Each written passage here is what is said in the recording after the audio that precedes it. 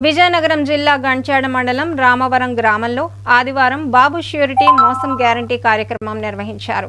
ఈ సందర్భంగా వైసీపీ నాయకులు గ్రామంలో ఇంటింటికి వెళ్లి చంద్రబాబు చేస్తున్న మోసాలను ప్రజలకు వివరించారు।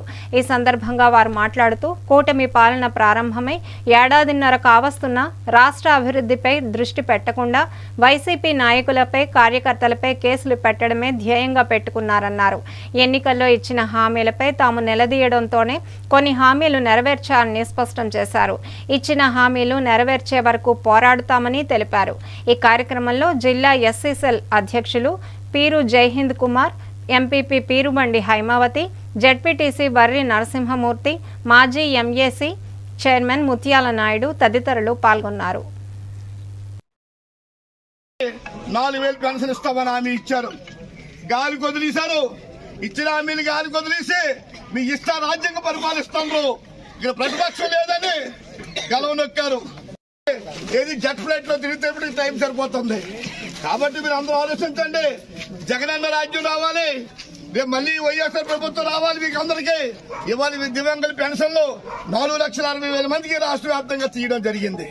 జగన్మోహన్ రెడ్డి గారి ఆదేశాలు, శాసనమండలి సభ్యులు బొత్స సత్యనారాయణ గారి నాయకత్వంలోనూ ఈ జిల్లా అధ్యక్షులు, జిల్లా చైర్మన్ అధ్యక్షత అర్ధరాత్రి అపరాధి మేము ఉన్నామని, పార్టీ వెనకాల మేము ఉన్నామని రాత్రి పొగలు కూడా పనిచేసిన నాయకులు మన మాజీ ఎమ్మెల్యే బొత్స అప్పలనర్సి గారు। ఈ వైఎస్ఆర్ కుటుంబంకి ఈ నియోజకవర్గంలో ఏ ఆపద వచ్చినా, ఏ సమస్య వచ్చినా నేను విన్నాను ఉన్నానని చచ్చిపోతే పెన్షన్ లేదు, అక్షమతిగా యాక్సిడెంట్ లో చచ్చిపోతే పెన్షన్ లేదు। ఇవాళ కూడా కొత్త మంచి శ్రీనివాసరావు గారి నాయకత్వం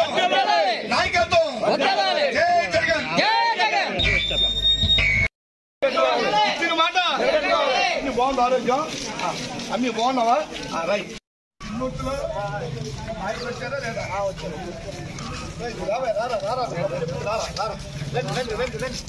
ఇంటిపోతాను। నమస్కారం రాజుగారు, నమస్కారం।